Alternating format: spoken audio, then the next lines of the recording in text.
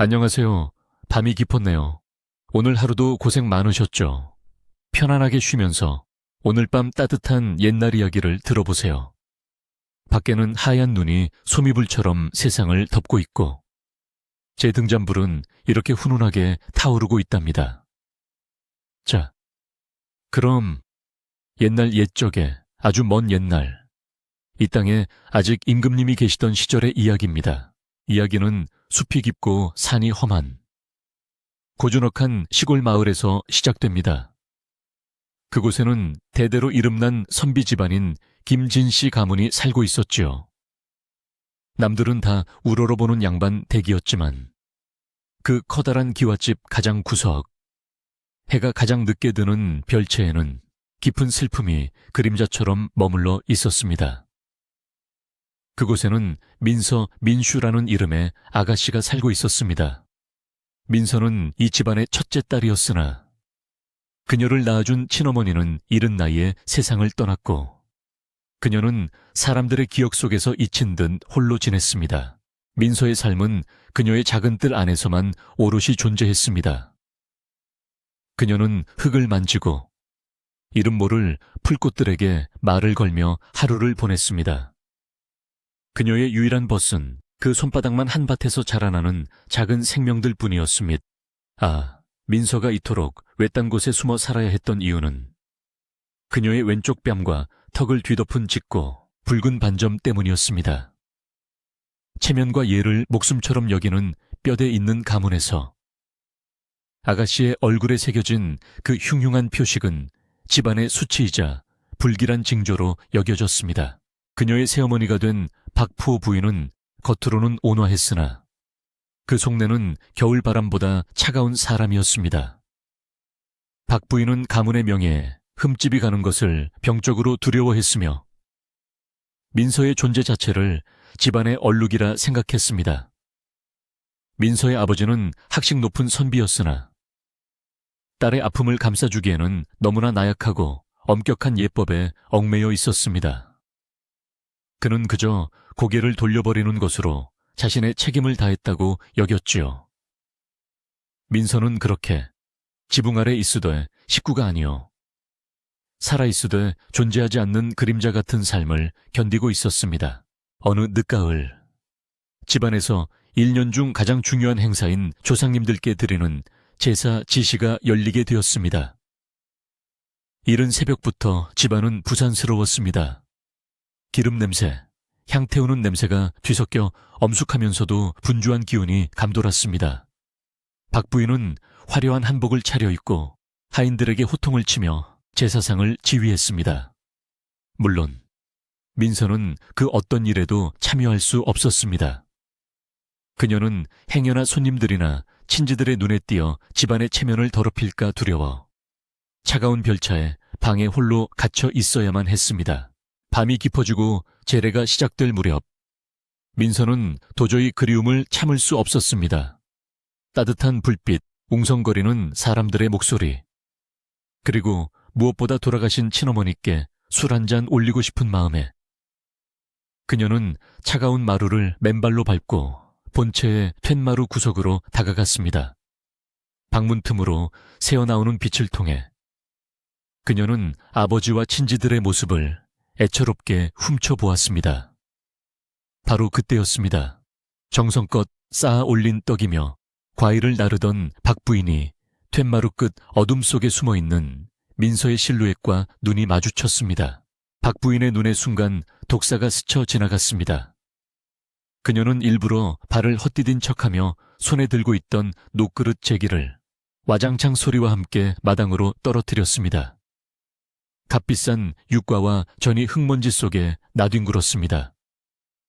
아이고, 그녀는 비명을 지르며 주저앉았고 모든 사람의 시선이 그쪽으로 쏠렸습니다. 이게 다 무슨 변고란 말인가. 필시 저 불길한 것이 또 부정을 타게 했음이야.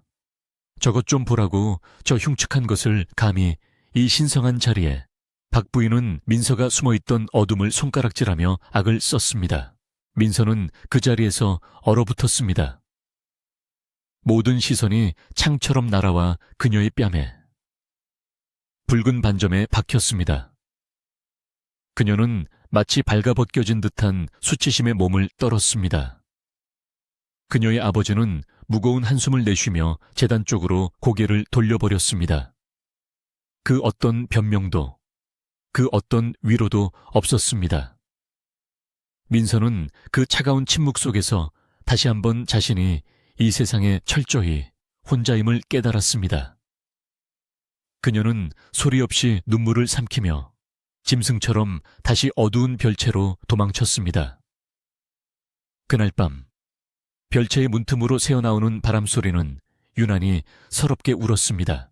그렇게 가슴 시린 가을이 지나고 살을 애는 듯한 겨울이 찾아왔습니다. 그해 겨울은 유난히 혹독하여 온 마을이 깊은 눈 속에 파묻혔습니다. 며칠 밤낮으로 휘몰아치는 눈보라는 굶주린 짐승의 울음소리처럼 온 집안을 흔들었습니다. 마을 사람들은 땔감조차 구하지 못해 추위에 떨어야 했습니다. 바로 그때 박 부인의 귀에 솔깃한 소식이 들려왔습니다. 도성에서 내려온 이름난 사냥꾼 무리가 인근 산에 진을 치고 있다는 것이었습니다. 그들은 높은 벼슬아치에게 진상할 귀한 짐승의 가죽, 특히 값을 매길 수 없이 희다는 흰 여우를 찾고 있었습니다. 박 부인은 몰래 그 사냥꾼의 우두머리를 집으로 불러들였습니다. 그녀는 가문의 소유인 뒷산에 들어가 사냥하는 것을 허락하는 대신 막대한 돈을 받기로 약조했습니다. 흉년으로 가세가 기운 터라 그녀에게는 가문의 체면보다 당장의 재물이 더 중요했습니다. 그리고 그날 저녁 박 부인은 꽁꽁 얼어붙은 별채로 민서를 찾아왔습니다. 평소 거들떠보지도 않던 그녀가 찾아온 것만으로도 불길한 징조였지요. 그녀는 거짓 눈물을 흘리며 민서의 아버지가 지독한 풍안에 걸려 자리에 누웠으며 당장 산속 깊은 곳에서만 자란다는 신비한 약초인 천마 티안마를 구하지 못하면 목숨이 위태롭다고 말했습니다. 민서는 그 말이 어딘지 미심쩍었으나 아버지라는 말에 가슴이 철렁 내려앉았습니다. 밖에는 당장이라도 집을 삼킬 듯한 눈보라가 몰아치고 있었습니다. 이 날씨에 산에 들어가는 것은 곧 죽음을 의미했습니다. 박 부인의 속셈을 어렴풋이 짐작하면서도 민서는 차마 아버지를 외면할 수 없었습니다. 만에 하나라도 그 말이 사실이라면 이것이 자신이 딸로서 할 수 있는 마지막 도리일지도 모른다고 생각했습니다. 그녀는 단단히 옷을 여미고 돌아가신 어머니가 남겨주신 단 하나의 유품인 낡은 은비녀 비녀를 머리에 꽂고는 칠흑 같은 눈보라 속으로 발을 내디뎠습니다. 산은 분노한 용처럼 울부짖었습니다. 눈발은 뺨을 때렸고 길은 순식간에 사라졌습니다. 민서는 무릎까지 차오르는 눈을 헤치며 정처 없이 걸었습니다. 추위가 뼈속까지 스며들어 감각이 무뎌졌고 숨은 얼어붙어 가슴이 찢어질 듯 아팠습니다. 몇 시간을 헤맸을까요? 그녀는 결국 길을 잃었고 거대한 나무 아래에서 그만 주저앉고 말았습니다. 이대로 죽는구나. 차라리 이 지긋지긋한 삶이 끝나는 것이 나을지도 모른다고 생각하며 눈을 감으려 할 때였습니다. 그때 매서운 바람소리 사이로 아주 희미하게 짐승의 끙끙대는 신음소리가 들려왔습니다. 민서는 마지막 남은 힘을 쥐어짰습니다. 소리가 들려오는 쪽으로 기다시피 나아갔습니다. 그리고 그녀는 눈더미 속에서 믿을 수 없는 광경을 목격했습니다.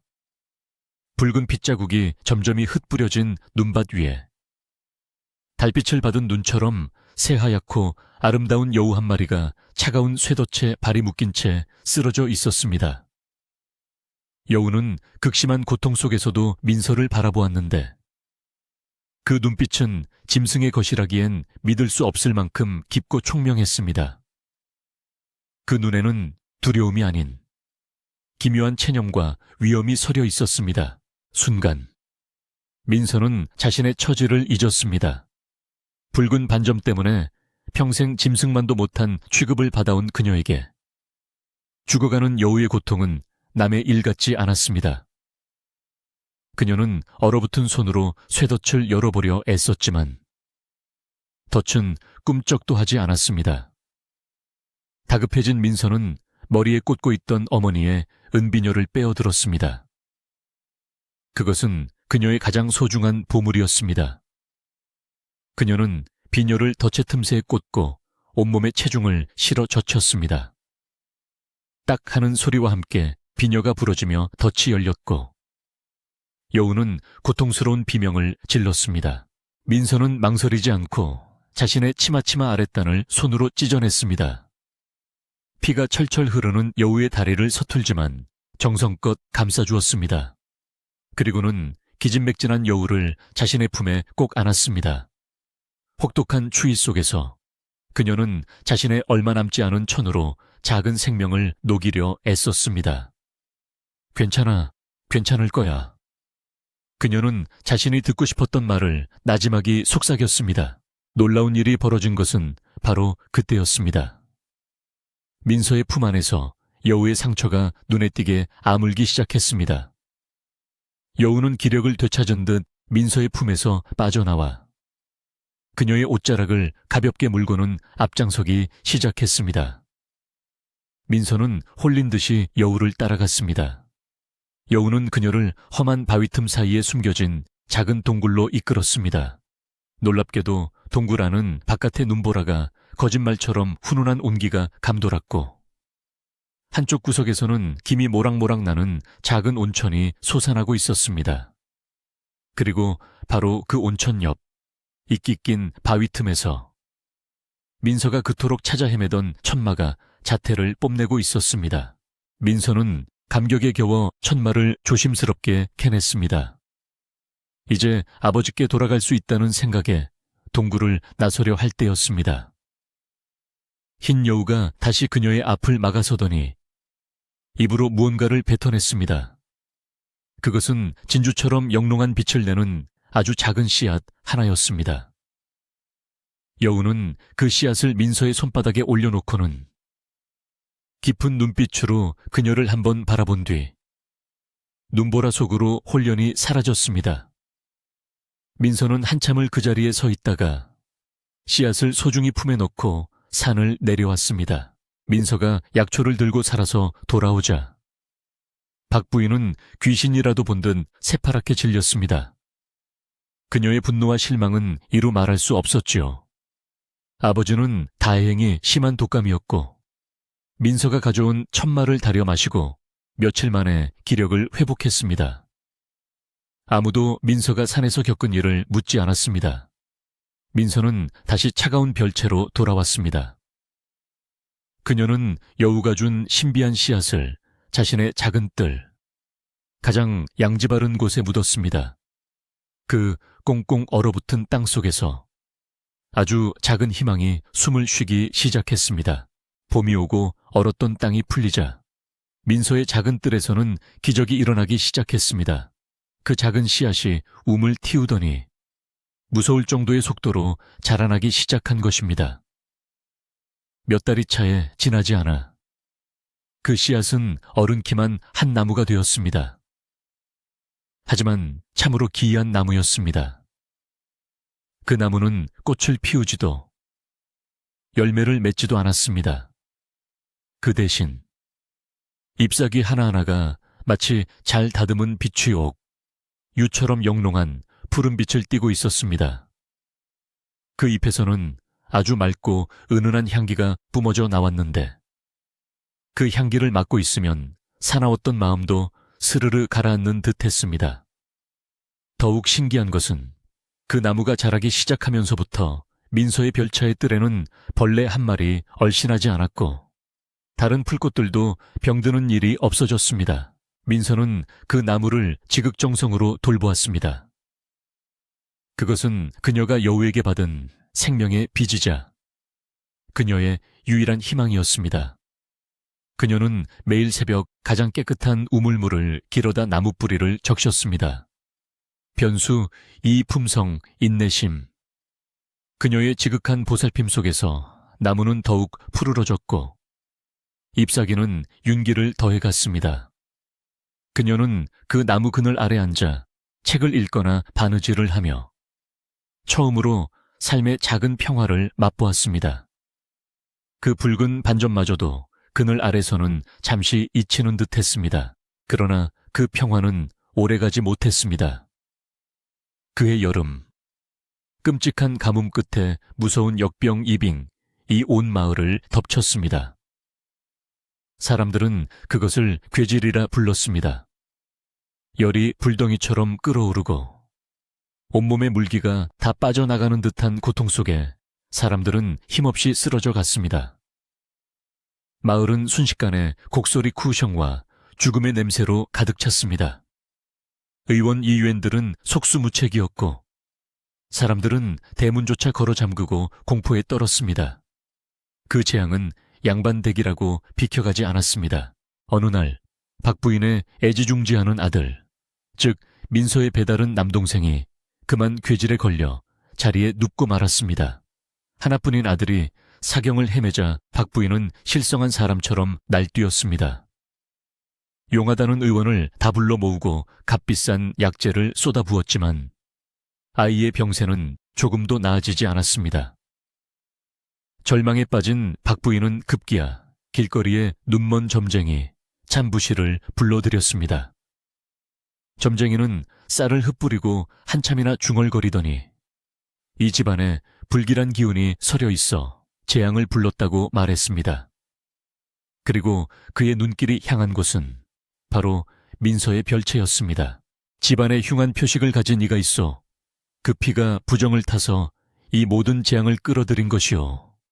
당장 그 애군의 근원을 묶어내어 마을 밖으로 쫓아내지 않으면 대가 끊어질 것이오. 그 말에 박 부인의 눈이 뒤집혔습니다. 그녀는 당장 하인들을 이끌고 별채로 달려왔습니다. 내년 때문이야. 내 그 흉측한 얼굴 때문에 내 아들이 죽게 생겼다. 여봐라. 당장 전연을 끌어내 포승줄로 묶어라. 전연을 산채로 내다 버려야 한다. 하인들이 겁에 질려 머뭇거리는 사이 방안이 발칵 뒤집혔습니다. 그때였습니다. 소란을 듣고 달려온 민서의 아버지가 처음으로 박 부인의 앞을 가로막았습니다. 부인, 제정신이오. 아무리 그래도 어찌 자식을. 하지만 그의 목소리는 병자의 신음처럼 힘이 없었습니다. 박 부인이 남편마저 밀치고 민서의 머리채를 잡으려던 순간 평생을 그림자처럼 살아온 민서가 고개를 꼿꼿이 들었습니다. 눈보라 속에서 살아 돌아온 그날 밤처럼 그녀의 눈빛은 흔들리지 않았습니다. 그녀의 붉은 반점이 오히려 분노와 용기 때문인지 더욱 붉게 타오르는 듯했습니다. 잠깐만 기다려 주십시오. 민서의 목소리는 작았지만 그 안에는 모두를 압도하는 힘이 실려 있었습니다. 그녀는 박 부인의 손을 차갑게 뿌리쳤습니다. 저에게는 약이 없습니다. 하지만 저에게는 이 잎사귀가 있습니다. 그녀는 박 부인과 아버지를 응시하며 단호하게 말했습니다. 제 동생입니다. 제발 제가 한번 해보게 해주십시오. 민서는 곧장 자신의 뜰로 달려가 가장 윤기나는 나무칩들을 땄습니다.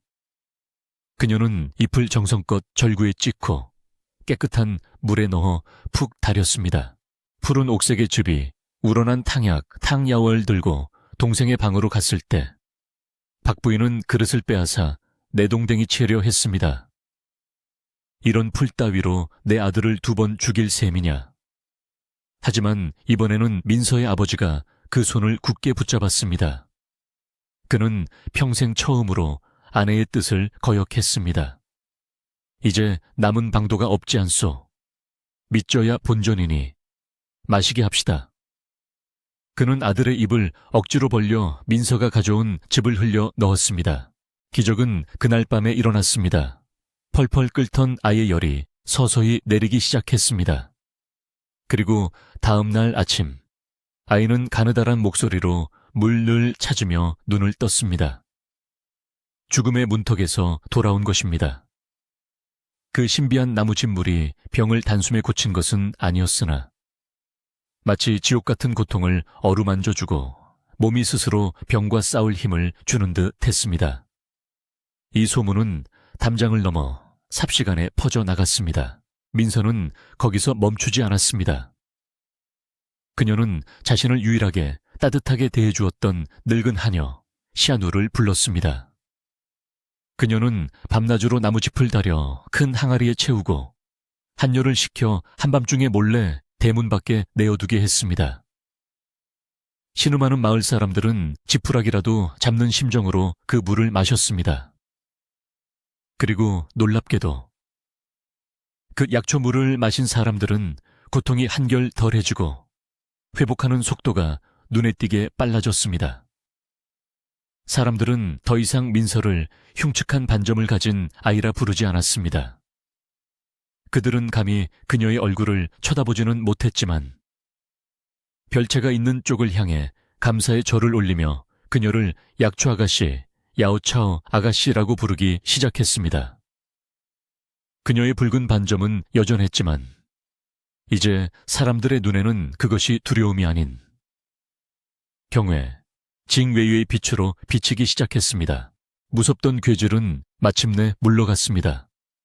하지만 재앙이 핥히고 간 상처는 깊었습니다. 마을은 많은 것을 잃었고 김진 씨 가문 역시 마찬가지였습니다. 가산을 지키기 위해 그리고 하인들의 장례며 약값을 치르느라 곳가는 바닥을 드러냈습니다. 한때 위세등등했던 양반. 집안은 이제 이름뿐인 가난한 신세가 되고 말았습니다. 박 부인은 아들이 살아난 것은 까맣게 잊은 채 하루아침에 쪼그라든 살림살이에 대한 분노로 매일을 들끓었습니다. 그녀의 탐욕과 이기심은 재앙 속에서도 조금도 사그라들지 않았지요. 그러던 어느 날 지난 겨울 박 부인과 밀거래를 했던 그 늙은 사냥꾼이 퀭한 눈으로 집을 찾아왔습니다. 그는 그해 겨울 산을 샅샅이 뒤졌지만 흰 여우는커녕 짐승 그림자도 구경하지 못해 빈털터리가 되었다고 했습니다. 그는 박 부인을 찾아와 협박하기 시작했습니다. 마님, 그날 밤 마님이 의붓딸을 눈보라 속으로 일부러 내몬 것을 내가 다 알고 있어. 만약 그때 약속했던 나머지 돈을 주지 않는다면 이 사실을 사토시 다오는 물론 온 마을에 알려 마님의 체면을 땅에 떨어뜨릴 것이오. 하지만 박 부인에게는 당장 쥐어줄 돈 한 푼 남아있지 않았습니다. 그녀는 사냥꾼의 입을 막기 위해 자신이 몰래 숨겨둔 마지막 비상금을 꺼내주기로 마음먹었습니다. 그녀는 아무도 모르게 곡식을 쌓아두는 광창고 깊숙한 곳, 쌀가마니 뒤에 숨겨둔 작은 궤짝을 향해 사냥꾼을 이끌었습니다. 어두운 광 안에서 등잔불을 든 박 부인이 궤짝을 여는 순간 사냥꾼은 그 안에 든 얼마 되지 않는 재물을 보고는 욕심에 눈이 멀어 그것을 통째로 빼앗으려 달려들었습니다. 두 사람이 옥신각신 몸싸움을 벌이는 사이 박 부인이 들고 있던 등잔불이 그만 옆에 쌓여있던 마른 볏짚더미 위로 떨어지고 말았습니다. 아, 불길은 순식간에 마른 볏짚과 곡식 가마니를 타고 올랐습니다. 불은 굶주린 짐승처럼 광 전체를 삼키며 시뻘건 혀를 날름거렸습니다. 사냥꾼은 겁에 질려 혼자 도망쳐버렸고 박 부인은 잿더미가 되어가는 자신의 마지막 재산을 보며 그 자리에 망연자실 주저앉았습니다. 그녀는 그 불길 속에서 무언가를 본 듯했습니다. 어쩌면 자신을 노려보는 수천 개의 여우 눈이었을지도 모르지요. 불은 꼬박 하룻밤을 타고 나서야 꺼졌습니다. 김씨 가문의 마지막 남은 재산이었던 곡식 창고는 완전히 잿더미가 되었습니다. 박 부인은 그 으름 속에서 머리가 산발이 된 채 발견되었습니다. 그녀는 다행히 목숨은 건졌으나 이미 제정신이 아니었습니다. 그녀는 재를 움켜쥐고 미친 듯이 웃다가 울다가 했습니다. 그리고는 사람들을 향해 소리쳤습니다. 여우다 흰 여우가 불을 질렀어 9개의 꼬리가 내 재산을 다 태워버렸다. 사람들은 그녀를 불쌍히 여겼지만 이내 수군거리기 시작했습니다. 그녀가 지난 겨울 민서를 눈보라 속으로 내몬 이야기까지 뒤늦게 퍼져나가면서 사람들은 그것이 하늘의 벌파이라 여겼습니다. 이제 김씨 가문은 정말 아무것도 남지 않은 가난한 양반, 리양반이 되었습니다. 하지만 그들은 굶어 죽지 않았습니다. 민서의 별차에 뜰에 있던 그 신비한 나무가 여전히 푸른 잎을 틔우고 있었기 때문입니다. 괴지를 겪은 마을 사람들은 그 나무짚을 은혜 갚은 나무라 부르며 신성하게 여겼습니다. 그들은 병은 낫게 할 수 없어도 마음을 편안하게 하고 몸을 가볍게 해주는 그 잎을 얻기 위해 자신들이 가진 가장 귀한 것들을 들고 찾아왔습니다. 어떤 이는 갓 수확한 쌀 한 마를, 어떤 이는 정성껏 짠 무명 한 피를, 또 어떤 이는 이듬해 심을 좋은 씨앗을 가져와 나무집과 바꾸어 갔습니다. 민서의 아버지는 모든 것을 잃고 나서야 비로소 자신이 무엇을 잘못했는지 깨달았습니다. 그는 먼지 쌓인 조상의 사당 시탕에 엎드려 밤새 눈물로 참회했습니다. 그리고 다음 날 아침 그는 집안의 모든 권한과 살림을 도맡는 증표인 가인 지하인, 즉 집안 도장을 민서에게 내밀었습니다. 민서야, 이 아비가 평생을 그릇되게 살았다. 너의 어질고 깊은 마음이 이 집안을 구했구나. 이제부터 이 집안의 주인은 너다. 민서는 말없이 도장을 받아 들었습니다. 그 손의 무게는 붉은 반점의 무게보다 훨씬 무거웠습니다. 민서는 시집을 가지 않았습니다. 대신 나무짚을 팔아 다시 모은 재산으로 집안을 일으켜 세웠습니다. 그리고 그녀는 가장 먼저 대문 다만 활짝 열고 그 옆에 작은 약방 야호방을 차렸습니다. 그녀는 더 이상 별차에 숨지 않았습니다. 그녀는 약방에 앉아 가난하고 병든 이들에게 값을 받지 않고 차차로 달인 나무집 물을 나누어 주었습니다. 그녀의 뺨에 있는 붉은 반점은 더 이상 수치나 불행의 상징이 아니었습니다. 사람들은 그것을 하늘이 내린 복부의 표식이라 불렀습니다. 어느 따뜻한 봄날이었습니다. 민서는 자신의 약방 툇마루에 앉아 햇살 아래 제잘거리는 동네 아이들에게 향긋한 입차를 나누어 주고 있었습니다. 아이들은 그녀의 얼굴을 보며 스스럼 없이 웃었습니다. 그때 따사로운 봄볕이 그녀의 왼쪽 뺨을 환하게 비추었습니다. 사람들의 눈에 그 붉은 반점은 이제 흉터가 아니었습니다. 그것은 마치 시집가는 새색시가 곱게 찍는 붉은 연지 얀지처럼 곱고 선명하게 빛나고 있었습니다. 그것은 그녀가 9꼬리 여우의 목숨을 구하고 하늘과 땅이 그 은혜를 기억하여 내려준 아름다운 낙인 루오인이었습니다. 그리고 저 멀리 봄 기운이 완연한 산마루에서 눈처럼 희고 9개의 꼬리를 가진 여우 한 마리가 마을을 그리고 민서의 집을 평화롭게 내려다보고 있었습니다. 안녕하세요. 밤이 깊었네요. 오늘 하루도 고생 많으셨죠? 편안하게 쉬면서 오늘 밤 따뜻한 옛날 이야기를 들어보세요. 밖에는 하얀 눈이 소미불처럼 세상을 덮고 있고 제 등잔불은 이렇게 훈훈하게 타오르고 있답니다. 자, 그럼 옛날 옛적에 아주 먼 옛날 이 땅에 아직 임금님이 계시던 시절의 이야기입니다. 이야기는 숲이 깊고 산이 험한 고즈넉한 시골 마을에서 시작됩니다. 그곳에는 대대로 이름난 선비 집안인 김진씨 가문이 살고 있었지요. 남들은 다 우러러보는 양반 댁이었지만 그 커다란 기와집 가장 구석, 해가 가장 늦게 드는 별채에는 깊은 슬픔이 그림자처럼 머물러 있었습니다. 그곳에는 민슈라는 이름의 아가씨가 살고 있었습니다. 민서는 이 집안의 첫째 딸이었으나 그녀를 낳아준 친어머니는 이른 나이에 세상을 떠났고 그녀는 사람들의 기억 속에서 잊힌 듯 홀로 지냈습니다. 민서의 삶은 그녀의 작은 뜰 안에서만 오롯이 존재했습니다. 그녀는 흙을 만지고 이름 모를 풀꽃들에게 말을 걸며 하루를 보냈습니다. 그녀의 유일한 벗은 그 손바닥만 한 밭에서 자라나는 작은 생명들 뿐이었습니다. 민서가 이토록 외딴 곳에 숨어 살아야 했던 이유는 그녀의 왼쪽 뺨과 턱을 뒤덮은 짙고 붉은 반점 때문이었습니다. 체면과 예를 목숨처럼 여기는 뼈대 있는 가문에서 아가씨의 얼굴에 새겨진 그 흉흉한 표식은 집안의 수치이자 불길한 징조로 여겨졌습니다. 그녀의 새어머니가 된 박푸호 부인은 겉으로는 온화했으나 그 속내는 겨울바람보다 차가운 사람이었습니다. 박 부인은 가문의 명예에 흠집이 가는 것을 병적으로 두려워했으며 민서의 존재 자체를 집안의 얼룩이라 생각했습니다. 민서의 아버지는 학식 높은 선비였으나 딸의 아픔을 감싸주기에는 너무나 나약하고 엄격한 예법에 얽매여 있었습니다. 그는 그저 고개를 돌려버리는 것으로 자신의 책임을 다했다고 여겼지요.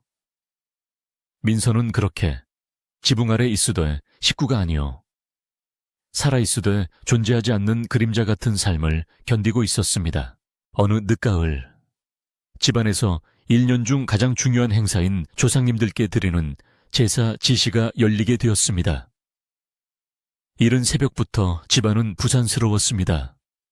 기름 냄새, 향 태우는 냄새가 뒤섞여 엄숙하면서도 분주한 기운이 감돌았습니다.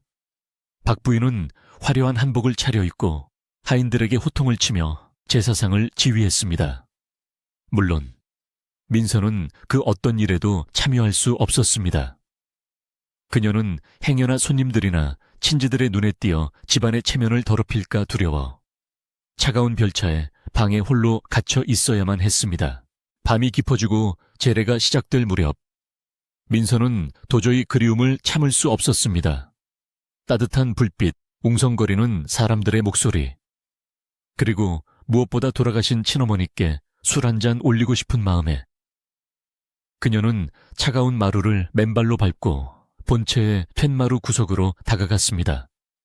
방문 틈으로 새어나오는 빛을 통해 그녀는 아버지와 친지들의 모습을 애처롭게 훔쳐보았습니다.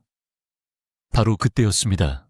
정성껏 쌓아 올린 떡이며 과일을 나르던 박 부인이 툇마루 끝 어둠 속에 숨어있는 민서의 실루엣과 눈이 마주쳤습니다. 박 부인의 눈에 순간 독사가 스쳐 지나갔습니다. 그녀는 일부러 발을 헛디딘 척하며 손에 들고 있던 녹그릇 제기를 와장창 소리와 함께 마당으로 떨어뜨렸습니다. 값비싼 육과와 전이 흙먼지 속에 나뒹굴었습니다.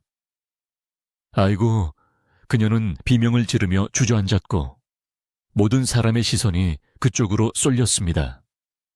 이게 다 무슨 변고란 말인가. 필시 저 불길한 것이 또 부정을 타게 했음이야. 저것 좀 보라고 저 흉측한 것을 감히 이 신성한 자리에. 박 부인은 민서가 숨어있던 어둠을 손가락질하며 악을 썼습니다. 민서는 그 자리에서 얼어붙었습니다. 모든 시선이 창처럼 날아와 그녀의 뺨에 붉은 반점에 박혔습니다. 그녀는 마치 발가벗겨진 듯한 수치심의 몸을 떨었습니다. 그녀의 아버지는 무거운 한숨을 내쉬며 제단 쪽으로 고개를 돌려버렸습니다. 그 어떤 변명도, 그 어떤 위로도 없었습니다.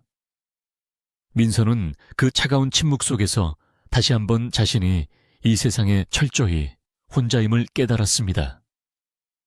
그녀는 소리 없이 눈물을 삼키며 짐승처럼 다시 어두운 별채로 도망쳤습니다. 그날 밤 별채의 문틈으로 새어나오는 바람소리는 유난히 서럽게 울었습니다. 그렇게 가슴 시린 가을이 지나고 살을 애는 듯한 겨울이 찾아왔습니다. 그해 겨울은 유난히 혹독하여 온 마을이 깊은 눈 속에 파묻혔습니다. 며칠 밤낮으로 휘몰아치는 눈보라는 굶주린 짐승의 울음소리처럼 온 집안을 흔들었습니다. 마을 사람들은 땔감조차 구하지 못해 추위에 떨어야 했습니다. 바로 그때 박 부인의 귀에 솔깃한 소식이 들려왔습니다. 도성에서 내려온 이름난 사냥꾼 무리가 인근 산에 진을 치고 있다는 것이었습니다. 그들은 높은 벼슬아치에게 진상할 귀한 짐승의 가죽, 특히 값을 매길 수 없이 희다는 흰 여우를 찾고 있었습니다. 박 부인은 몰래 그 사냥꾼의 우두머리를 집으로 불러들였습니다. 그녀는 가문의 소유인 뒷산에 들어가 사냥하는 것을 허락하는 대신 막대한 돈을 받기로 약조했습니다. 흉년으로 가세가 기운 터라 그녀에게는 가문의 체면보다 당장의 재물이 더 중요했습니다. 그리고 그날 저녁, 박 부인은 꽁꽁 얼어붙은 별채로 민서를 찾아왔습니다. 평소 거들떠보지도 않던 그녀가 찾아온 것만으로도 불길한 징조였지요. 그녀는 거짓 눈물을 흘리며 민서의 아버지가 지독한 풍안에 걸려 자리에 누웠으며 당장 산속 깊은 곳에서만 자란다는 신비한 약초인 천마티안마를 구하지 못하면 목숨이 위태롭다고 말했습니다. 민서는 그 말이 어딘지 미심쩍었으나 아버지라는 말에 가슴이 철렁 내려앉았습니다. 밖에는 당장이라도 집을 삼킬 듯한 눈보라가 몰아치고 있었습니다. 이 날씨에 산에 들어가는 것은 곧 죽음을 의미했습니다.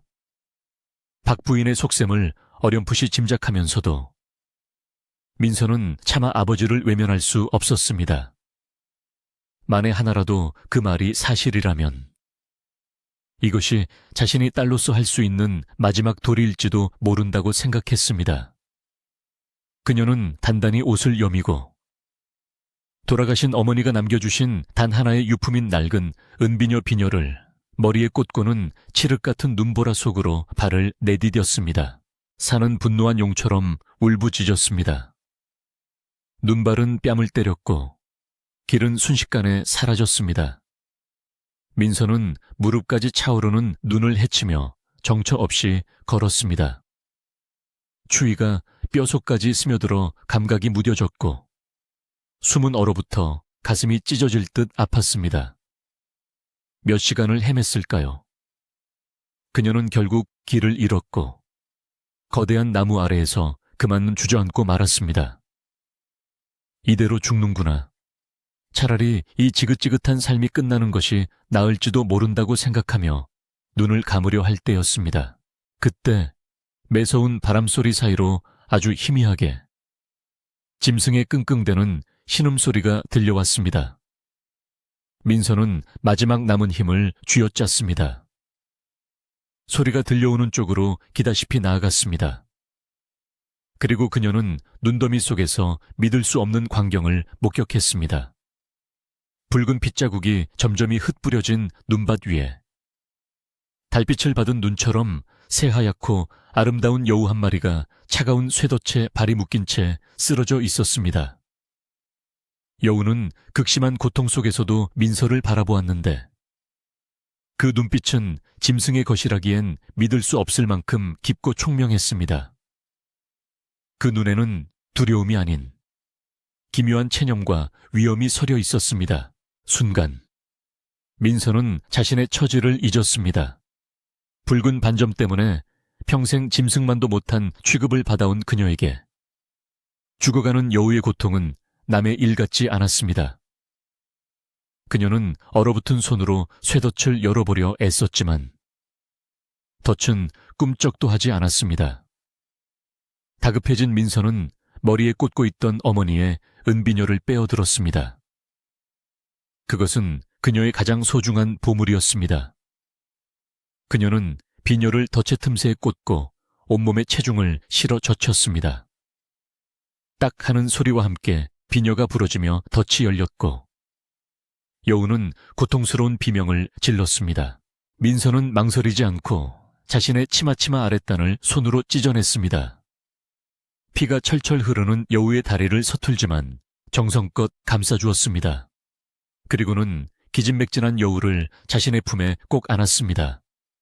혹독한 추위 속에서 그녀는 자신의 얼마 남지 않은 천으로 작은 생명을 녹이려 애썼습니다.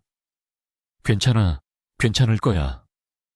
그녀는 자신이 듣고 싶었던 말을 나지막이 속삭였습니다. 놀라운 일이 벌어진 것은 바로 그때였습니다. 민서의 품 안에서 여우의 상처가 눈에 띄게 아물기 시작했습니다. 여우는 기력을 되찾은 듯 민서의 품에서 빠져나와 그녀의 옷자락을 가볍게 물고는 앞장서기 시작했습니다. 민서는 홀린 듯이 여우를 따라갔습니다. 여우는 그녀를 험한 바위 틈 사이에 숨겨진 작은 동굴로 이끌었습니다.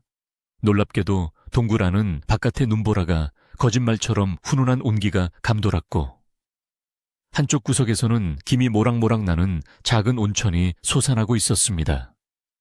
그리고 바로 그 온천 옆 이끼 낀 바위 틈에서 민서가 그토록 찾아 헤매던 천마가 자태를 뽐내고 있었습니다. 민서는 감격에 겨워 천마를 조심스럽게 캐냈습니다. 이제 아버지께 돌아갈 수 있다는 생각에 동굴을 나서려 할 때였습니다. 흰 여우가 다시 그녀의 앞을 막아서더니 입으로 무언가를 뱉어냈습니다. 그것은 진주처럼 영롱한 빛을 내는 아주 작은 씨앗 하나였습니다. 여우는 그 씨앗을 민서의 손바닥에 올려놓고는 깊은 눈빛으로 그녀를 한번 바라본 뒤 눈보라 속으로 홀연히 사라졌습니다. 민서는 한참을 그 자리에 서 있다가 씨앗을 소중히 품에 넣고 산을 내려왔습니다. 민서가 약초를 들고 살아서 돌아오자 박 부인은 귀신이라도 본 듯 새파랗게 질렸습니다. 그녀의 분노와 실망은 이루 말할 수 없었지요. 아버지는 다행히 심한 독감이었고 민서가 가져온 천마를 다려 마시고 며칠 만에 기력을 회복했습니다. 아무도 민서가 산에서 겪은 일을 묻지 않았습니다. 민서는 다시 차가운 별채로 돌아왔습니다.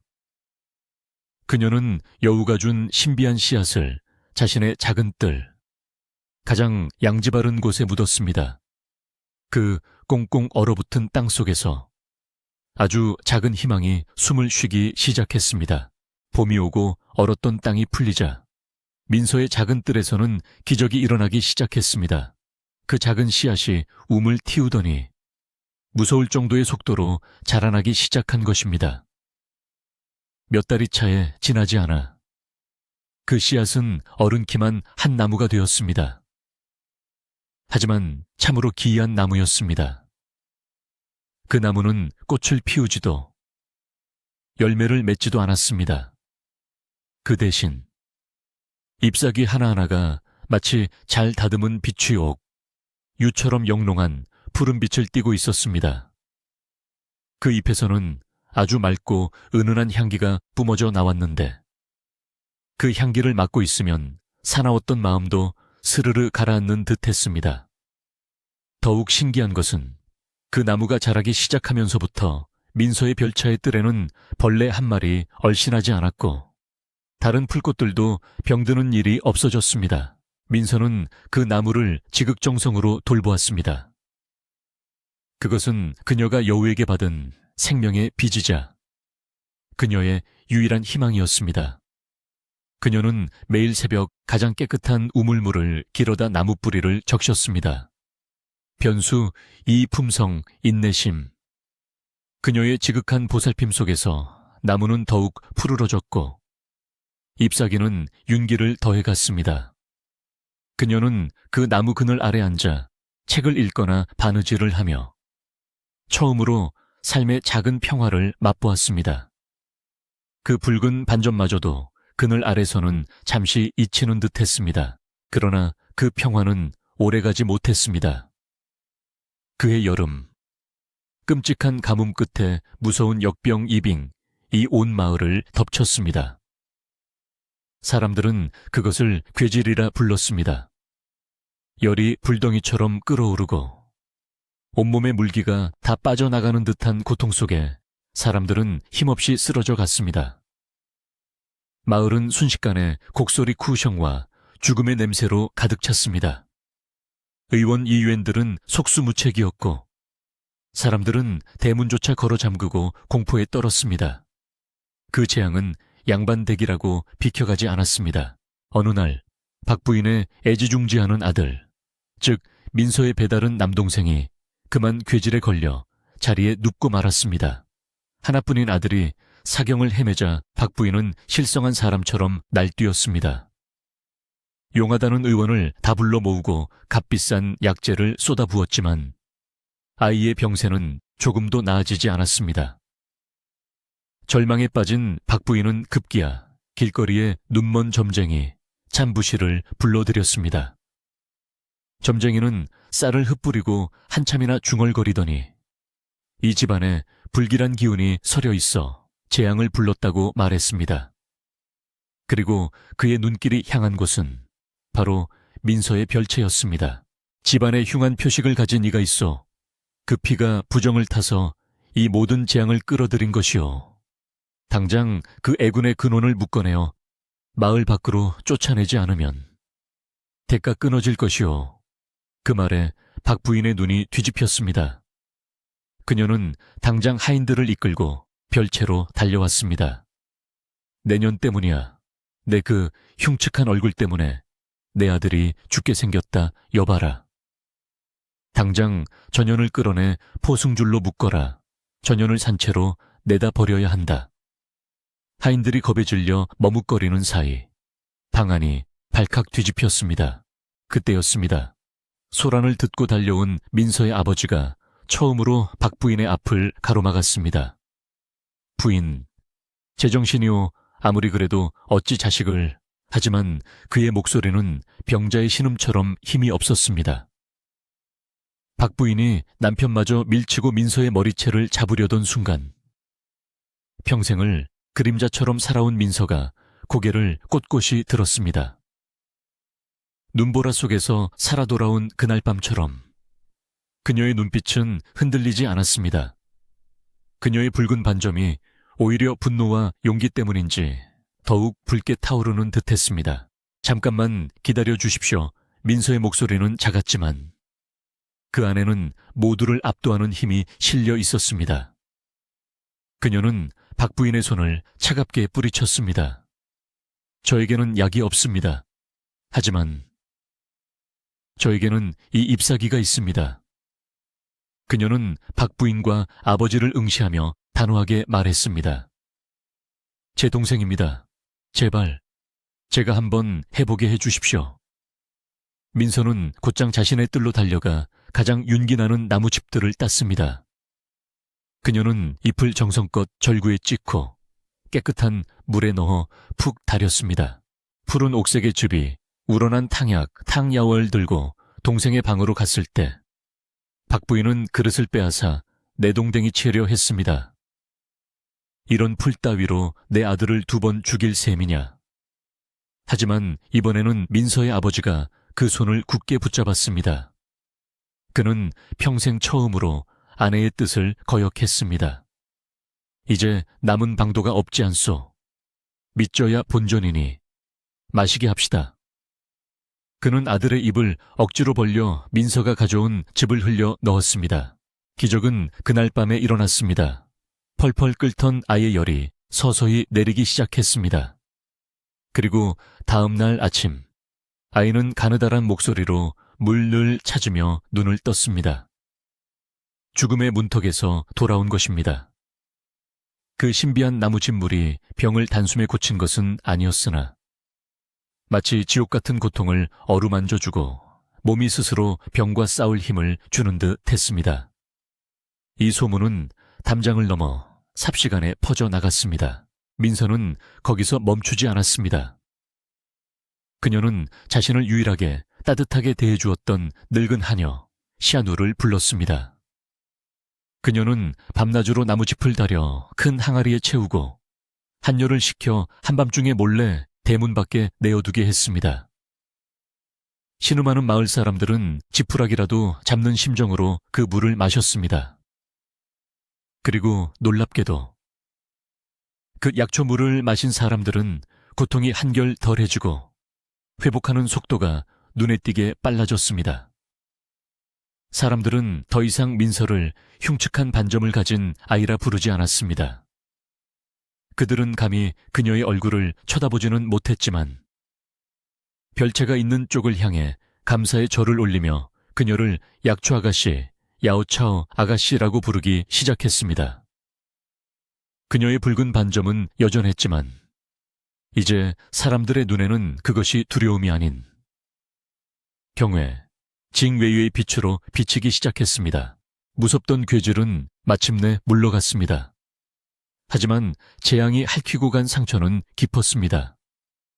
마을은 많은 것을 잃었고 김진 씨 가문 역시 마찬가지였습니다. 가산을 지키기 위해 그리고 하인들의 장례며 약값을 치르느라 곳가는 바닥을 드러냈습니다. 한때 위세등등했던 양반. 집안은 이제 이름뿐인 가난한 신세가 되고 말았습니다. 박 부인은 아들이 살아난 것은 까맣게 잊은 채 하루아침에 쪼그라든 살림살이에 대한 분노로 매일을 들끓었습니다. 그녀의 탐욕과 이기심은 재앙 속에서도 조금도 사그라들지 않았지요. 그러던 어느 날 지난 겨울 박 부인과 밀거래를 했던 그 늙은 사냥꾼이 퀭한 눈으로 집을 찾아왔습니다. 그는 그해 겨울 산을 샅샅이 뒤졌지만 흰 여우는커녕 짐승 그림자도 구경하지 못해 빈털터리가 되었다고 했습니다. 그는 박 부인을 찾아와 협박하기 시작했습니다. 마님, 그날 밤 마님이 의붓딸을 눈보라 속으로 일부러 내몬 것을 내가 다 알고 있어. 만약 그때 약속했던 나머지 돈을 주지 않는다면 이 사실을 사토시 다오는 물론 온 마을에 알려 마님의 체면을 땅에 떨어뜨릴 것이오. 하지만 박 부인에게는 당장 쥐어줄 돈 한 푼 남아있지 않았습니다. 그녀는 사냥꾼의 입을 막기 위해 자신이 몰래 숨겨둔 마지막 비상금을 꺼내주기로 마음먹었습니다. 그녀는 아무도 모르게 곡식을 쌓아두는 광창고 깊숙한 곳, 쌀가마니 뒤에 숨겨둔 작은 궤짝을 향해 사냥꾼을 이끌었습니다. 어두운 광 안에서 등잔불을 든 박 부인이 궤짝을 여는 순간 사냥꾼은 그 안에 든 얼마 되지 않는 재물을 보고는 욕심에 눈이 멀어 그것을 통째로 빼앗으려 달려들었습니다. 두 사람이 옥신각신 몸싸움을 벌이는 사이 박 부인이 들고 있던 등잔불이 그만 옆에 쌓여있던 마른 볏짚더미 위로 떨어지고 말았습니다. 아, 불길은 순식간에 마른 볏짚과 곡식 가마니를 타고 올랐습니다. 불은 굶주린 짐승처럼 광 전체를 삼키며 시뻘건 혀를 날름거렸습니다. 사냥꾼은 겁에 질려 혼자 도망쳐버렸고 박 부인은 잿더미가 되어가는 자신의 마지막 재산을 보며 그 자리에 망연자실 주저앉았습니다. 그녀는 그 불길 속에서 무언가를 본 듯했습니다. 어쩌면 자신을 노려보는 수천 개의 여우 눈이었을지도 모르지요. 불은 꼬박 하룻밤을 타고 나서야 꺼졌습니다. 김씨 가문의 마지막 남은 재산이었던 곡식 창고는 완전히 잿더미가 되었습니다. 박 부인은 그 으름 속에서 머리가 산발이 된 채 발견되었습니다. 그녀는 다행히 목숨은 건졌으나 이미 제정신이 아니었습니다. 그녀는 재를 움켜쥐고 미친 듯이 웃다가 울다가 했습니다. 그리고는 사람들을 향해 소리쳤습니다. 여우다 흰 여우가 불을 질렀어 9개의 꼬리가 내 재산을 다 태워버렸다. 사람들은 그녀를 불쌍히 여겼지만 이내 수군거리기 시작했습니다. 그녀가 지난 겨울 민서를 눈보라 속으로 내몬 이야기까지 뒤늦게 퍼져나가면서 사람들은 그것이 하늘의 벌파이라 여겼습니다. 이제 김씨 가문은 정말 아무것도 남지 않은 가난한 양반, 리양반이 되었습니다. 하지만 그들은 굶어 죽지 않았습니다. 민서의 별차에 뜰에 있던 그 신비한 나무가 여전히 푸른 잎을 틔우고 있었기 때문입니다. 괴질을 겪은 마을 사람들은 그 나무짚을 은혜 갚은 나무라 부르며 신성하게 여겼습니다. 그들은 병은 낫게 할 수 없어도 마음을 편안하게 하고 몸을 가볍게 해주는 그 잎을 얻기 위해 자신들이 가진 가장 귀한 것들을 들고 찾아왔습니다. 어떤 이는 갓 수확한 쌀 한 마를, 어떤 이는 정성껏 짠 무명 한 피를, 또 어떤 이는 이듬해 심을 좋은 씨앗을 가져와 나무집과 바꾸어 갔습니다. 민서의 아버지는 모든 것을 잃고 나서야 비로소 자신이 무엇을 잘못했는지 깨달았습니다. 그는 먼지 쌓인 조상의 사당 시탕에 엎드려 밤새 눈물로 참회했습니다. 그리고 다음 날 아침, 그는 집안의 모든 권한과 살림을 도맡는 증표인 가인 지하인, 즉 집안 도장을 민서에게 내밀었습니다. 민서야, 이 아비가 평생을 그릇되게 살았다. 너의 어질고 깊은 마음이 이 집안을 구했구나. 이제부터 이 집안의 주인은 너다. 민서는 말없이 도장을 받아 들었습니다. 그 손의 무게는 붉은 반점의 무게보다 훨씬 무거웠습니다. 민서는 시집을 가지 않았습니다. 대신 나무짚을 팔아 다시 모은 재산으로 집안을 일으켜 세웠습니다. 그리고 그녀는 가장 먼저 대문 다음은 활짝 열고 그 옆에 작은 약방 야후방을 차렸습니다. 그녀는 더 이상 별차에 숨지 않았습니다. 그녀는 약방에 앉아 가난하고 병든 이들에게 값을 받지 않고 차차로 달인 나무집 물을 나누어 주었습니다. 그녀의 뺨에 있는 붉은 반점은 더 이상 수치나 불행의 상징이 아니었습니다. 사람들은 그것을 하늘이 내린 복부의 표식이라 불렀습니다. 어느 따뜻한 봄날이었습니다. 민서는 자신의 약방 툇마루에 앉아 햇살 아래 제잘거리는 동네 아이들에게 향긋한 입차를 나누어 주고 있었습니다. 아이들은 그녀의 얼굴을 보며 스스럼 없이 웃었습니다. 그때 따사로운 봄볕이 그녀의 왼쪽 뺨을 환하게 비추었습니다. 사람들의 눈에 그 붉은 반점은 이제 흉터가 아니었습니다. 그것은 마치 시집가는 새색시가 곱게 찍는 붉은 연지 얀지처럼 곱고 선명하게 빛나고 있었습니다. 그것은 그녀가 9꼬리 여우의 목숨을 구하고 하늘과 땅이 그 은혜를 기억하여 내려준 아름다운 낙인 루오인이었습니다.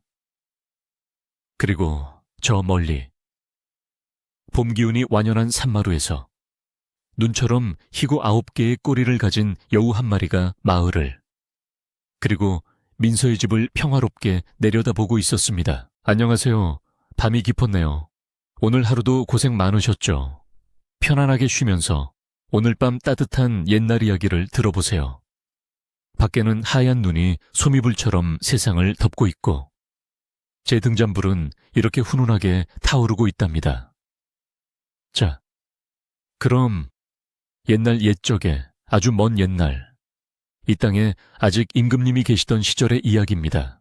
이야기는 숲이 깊고 산이 험한 고즈넉한 시골 마을에서 시작됩니다. 그곳에는 대대로 이름난 선비 집안인 김진씨 가문이 살고 있었지요.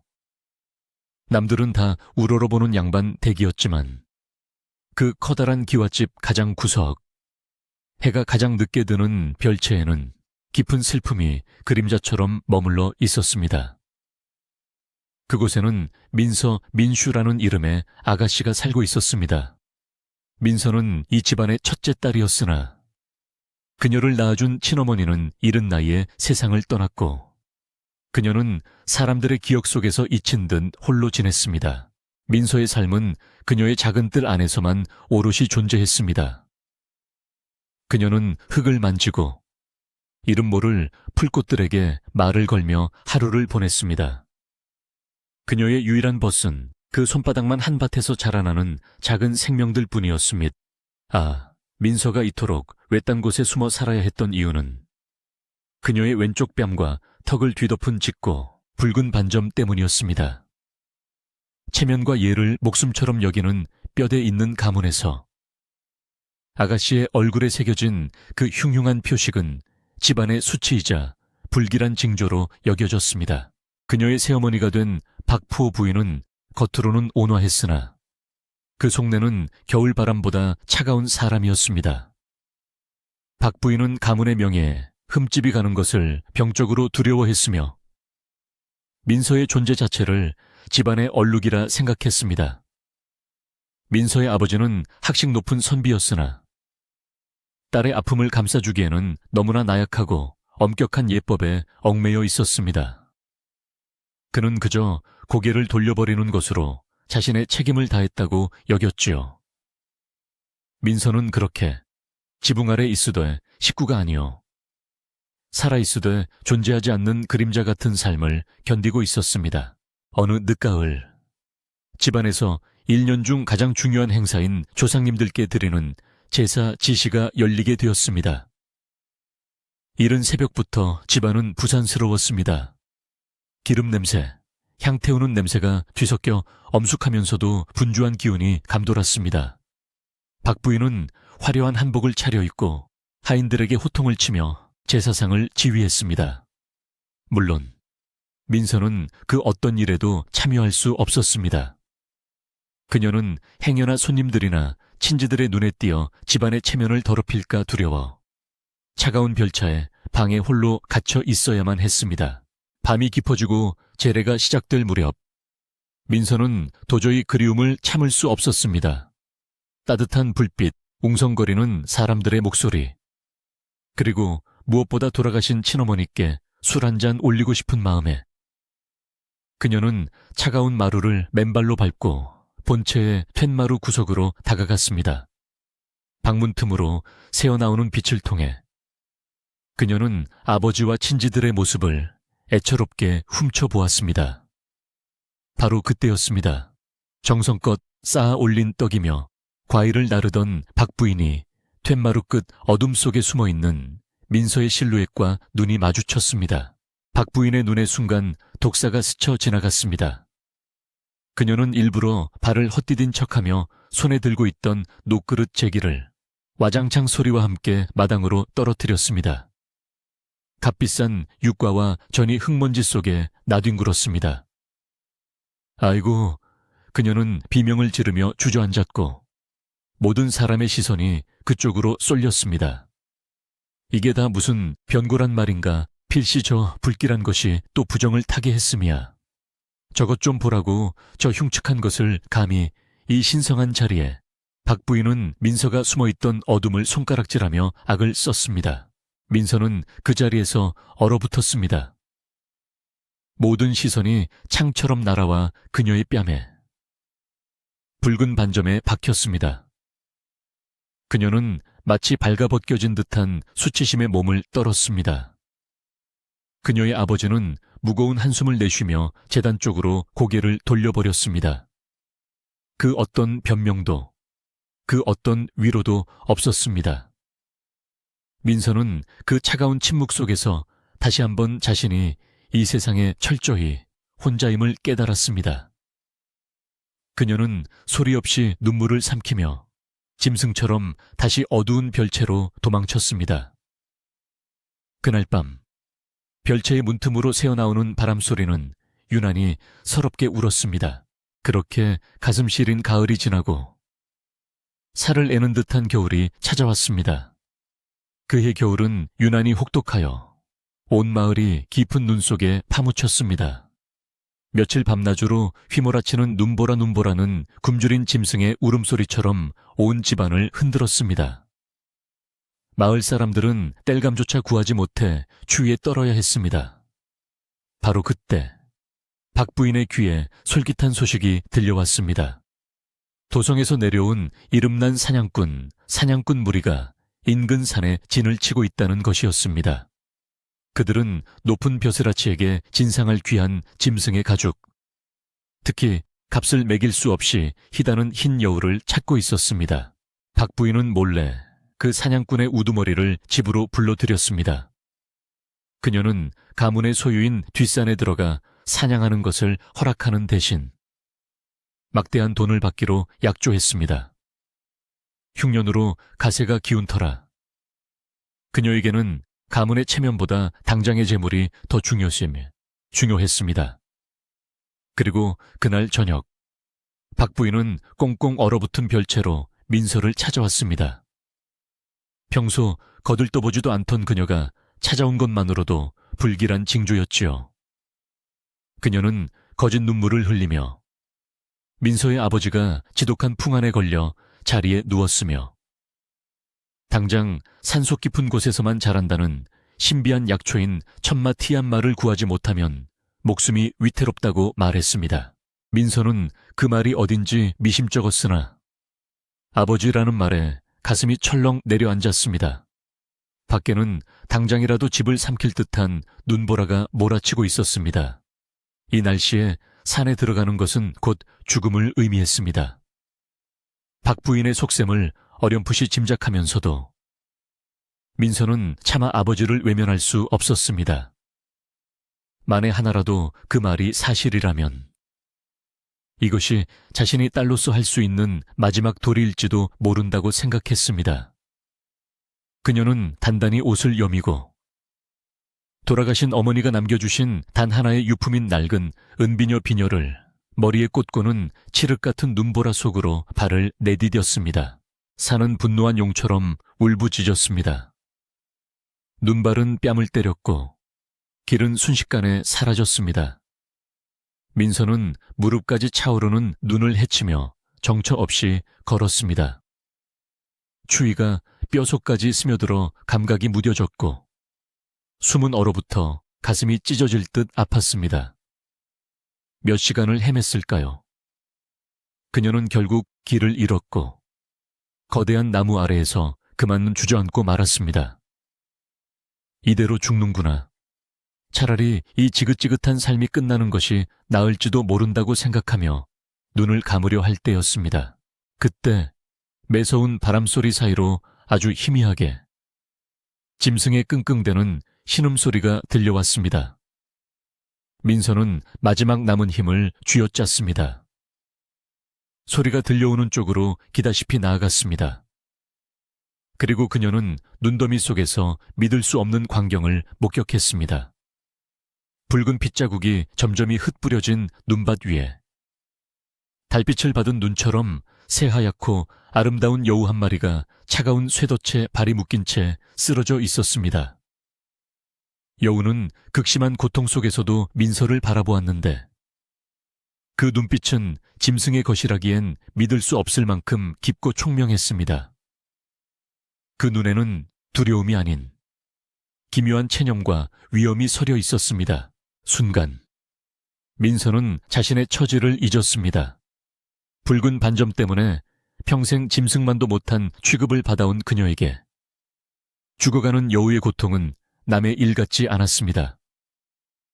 그녀는 얼어붙은 손으로 쇠덫을 열어보려 애썼지만 덫은 꿈쩍도 하지 않았습니다.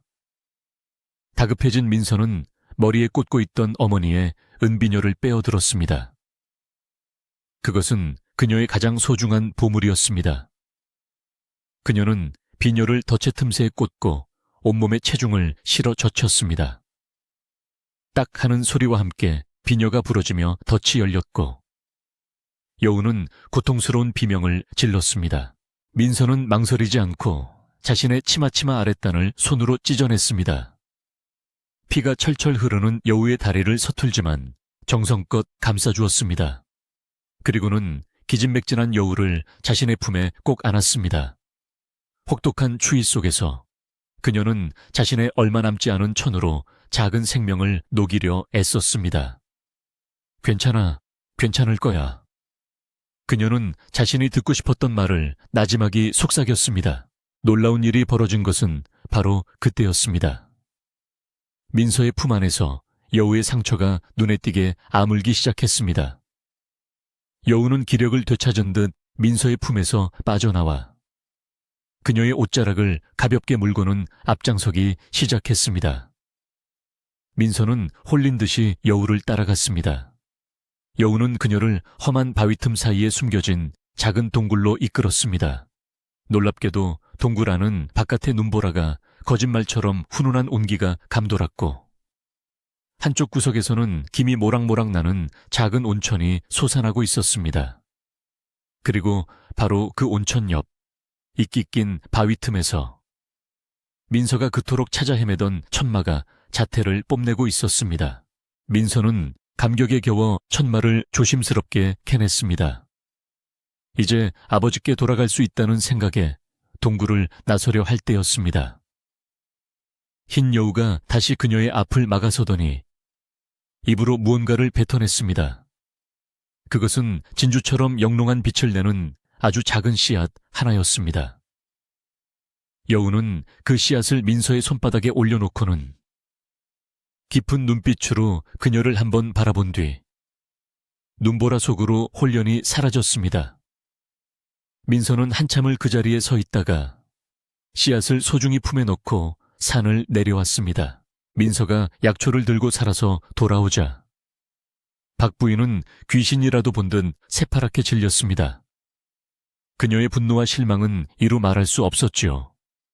아버지는 다행히 심한 독감이었고 민서가 가져온 천마를 다려 마시고 며칠 만에 기력을 회복했습니다. 아무도 민서가 산에서 겪은 일을 묻지 않았습니다. 민서는 다시 차가운 별채로 돌아왔습니다. 그녀는 여우가 준 신비한 씨앗을 자신의 작은 뜰, 가장 양지 바른 곳에 묻었습니다.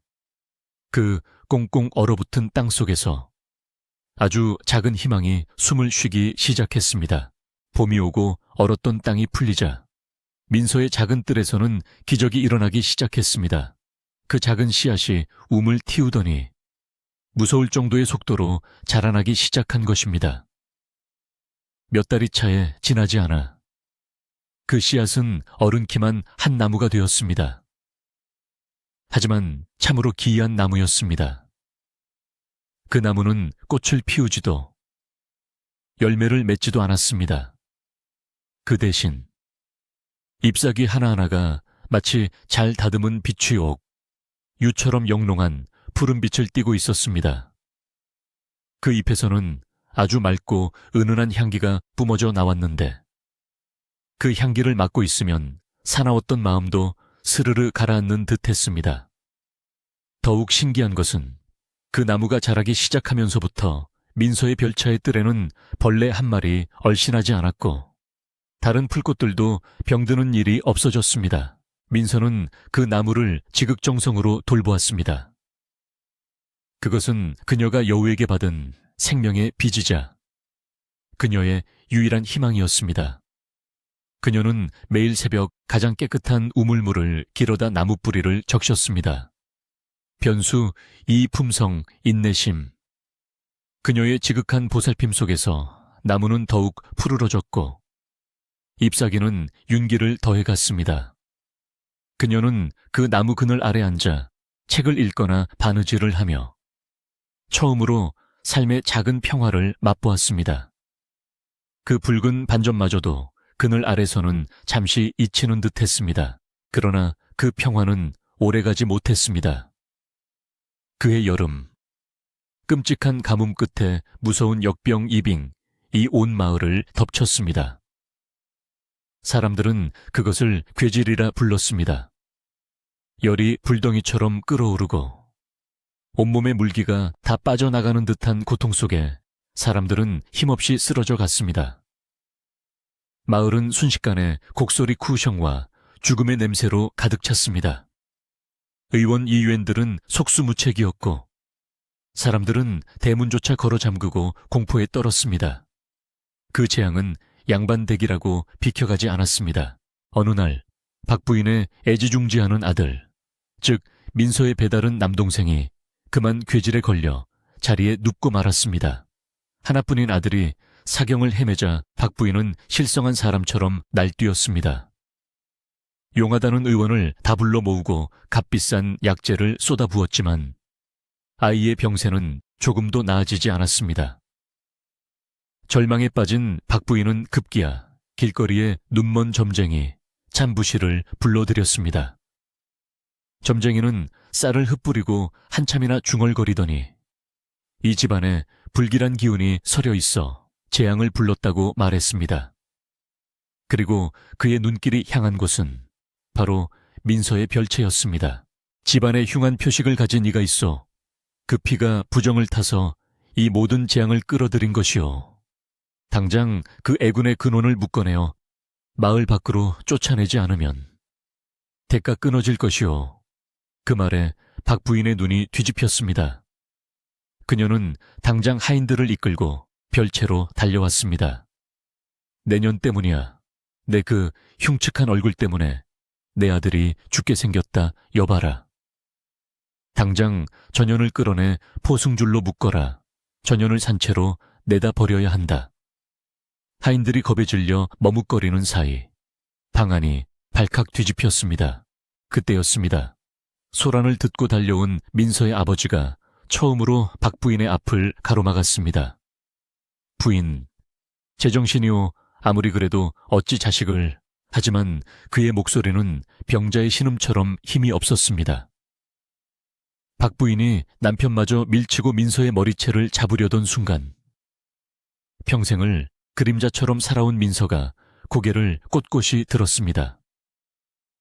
눈보라 속에서 살아 돌아온 그날 밤처럼 그녀의 눈빛은 흔들리지 않았습니다. 그녀의 붉은 반점이 오히려 분노와 용기 때문인지 더욱 붉게 타오르는 듯했습니다. 잠깐만 기다려 주십시오. 민서의 목소리는 작았지만 그 안에는 모두를 압도하는 힘이 실려 있었습니다. 그녀는 박 부인의 손을 차갑게 뿌리쳤습니다. 저에게는 약이 없습니다.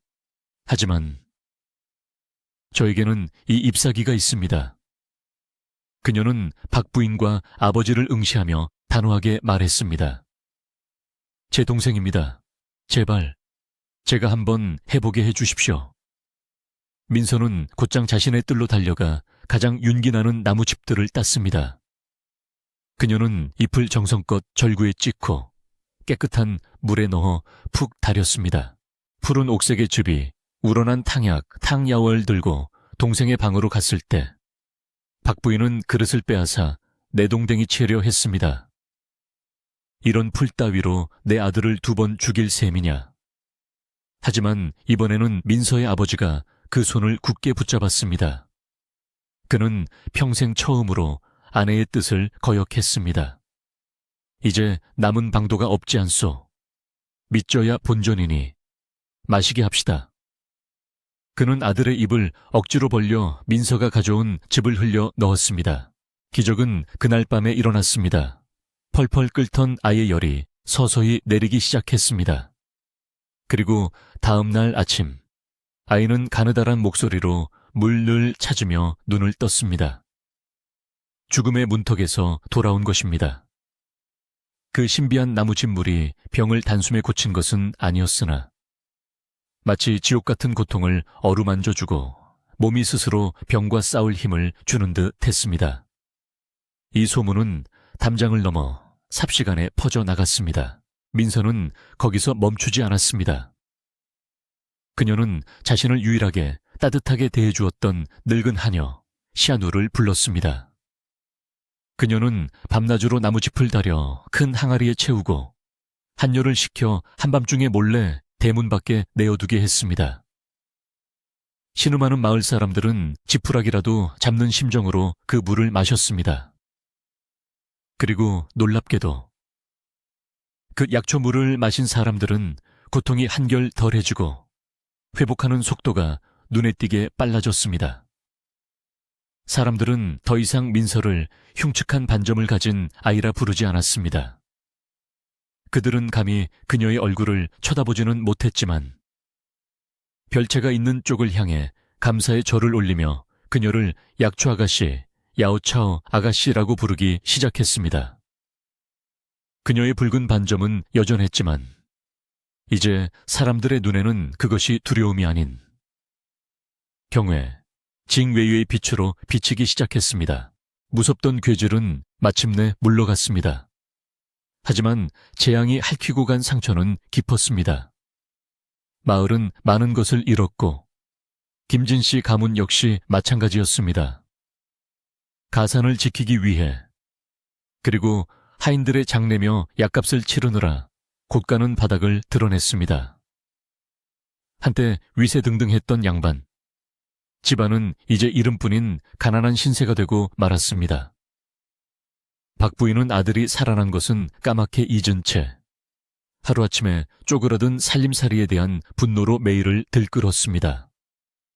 그녀의 탐욕과 이기심은 재앙 속에서도 조금도 사그라들지 않았지요. 그러던 어느 날 지난 겨울 박 부인과 밀거래를 했던 그 늙은 사냥꾼이 퀭한 눈으로 집을 찾아왔습니다. 그는 그해 겨울 산을 샅샅이 뒤졌지만 흰 여우는커녕 짐승 그림자도 구경하지 못해 빈털터리가 되었다고 했습니다. 그는 박 부인을 찾아와 협박하기 시작했습니다. 마님, 그날 밤 마님이 의붓딸을 눈보라 속으로 일부러 내몬 것을 내가 다 알고 있어. 만약 그때 약속했던 나머지 돈을 주지 않는다면 이 사실을 사토시다오는 물론 온 마을에 알려 마님의 체면을 땅에 떨어뜨릴 것이오. 하지만 박 부인에게는 당장 쥐어줄 돈 한 푼 남아있지 않았습니다. 그녀는 사냥꾼의 입을 막기 위해 자신이 몰래 숨겨둔 마지막 비상금을 꺼내주기로 마음먹었습니다. 그녀는 아무도 모르게 곡식을 쌓아두는 광창고 깊숙한 곳, 쌀가마니 뒤에 숨겨둔 작은 궤짝을 향해 사냥꾼을 이끌었습니다. 어두운 광 안에서 등잔불을 든 박 부인이 궤짝을 여는 순간 사냥꾼은 그 안에 든 얼마 되지 않는 재물을 보고는 욕심에 눈이 멀어 그것을 통째로 빼앗으려 달려들었습니다. 두 사람이 옥신각신 몸싸움을 벌이는 사이 박 부인이 들고 있던 등잔불이 그만 옆에 쌓여있던 마른 볏짚더미 위로 떨어지고 말았습니다. 아, 불길은 순식간에 마른 볏짚과 곡식 가마니를 타고 올랐습니다. 불은 굶주린 짐승처럼 광 전체를 삼키며 시뻘건 혀를 날름거렸습니다. 사냥꾼은 겁에 질려 혼자 도망쳐버렸고 박 부인은 잿더미가 되어가는 자신의 마지막 재산을 보며 그 자리에 망연자실 주저앉았습니다. 그녀는 그 불길 속에서 무언가를 본 듯했습니다. 어쩌면 자신을 노려보는 수천 개의 여우 눈이었을지도 모르지요. 불은 꼬박 하룻밤을 타고 나서야 꺼졌습니다. 김씨 가문의 마지막 남은 재산이었던 곡식 창고는 완전히 잿더미가 되었습니다. 박 부인은 그 으름 속에서 머리가 산발이 된 채 발견되었습니다. 그녀는 다행히 목숨은 건졌으나 이미 제정신이 아니었습니다.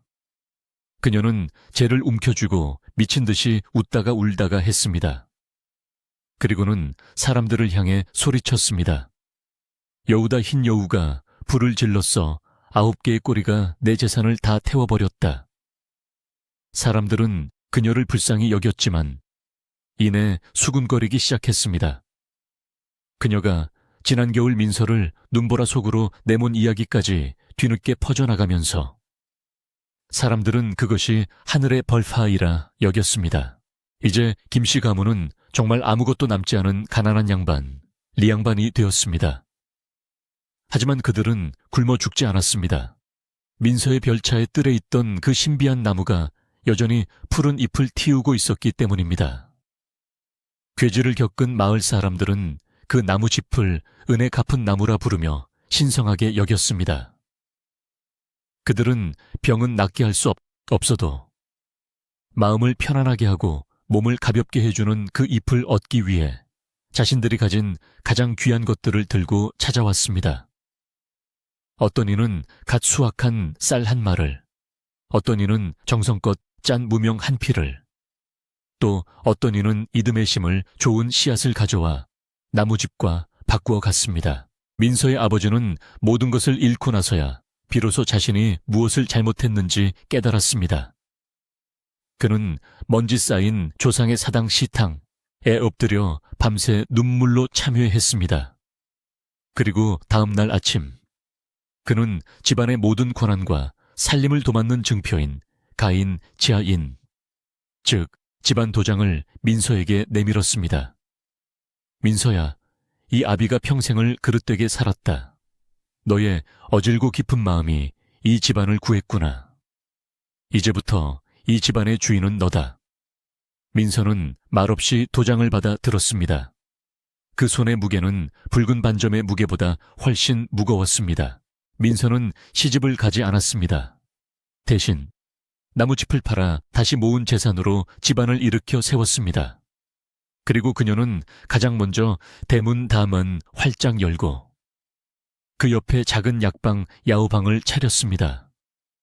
그녀는 더 이상 별차에 숨지 않았습니다. 그녀는 약방에 앉아 가난하고 병든 이들에게 값을 받지 않고 차차로 달인 나무집 물을 나누어 주었습니다. 그녀의 뺨에 있는 붉은 반점은 더 이상 수치나 불행의 상징이 아니었습니다. 사람들은 그것을 하늘이 내린 복부의 표식이라 불렀습니다.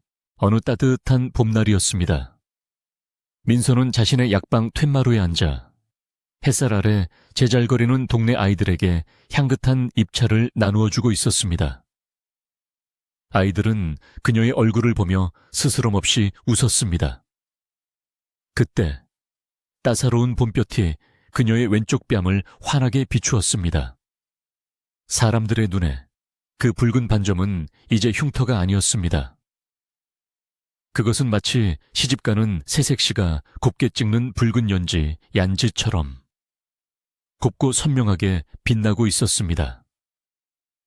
그것은 그녀가 9꼬리 여우의 목숨을 구하고 하늘과 땅이 그 은혜를 기억하여 내려준 아름다운 낙인 루오인이었습니다. 그리고 저 멀리 봄 기운이 완연한 산마루에서 눈처럼 희고 9개의 꼬리를 가진 여우 한 마리가 마을을 그리고 민서의 집을 평화롭게 내려다보고 있었습니다.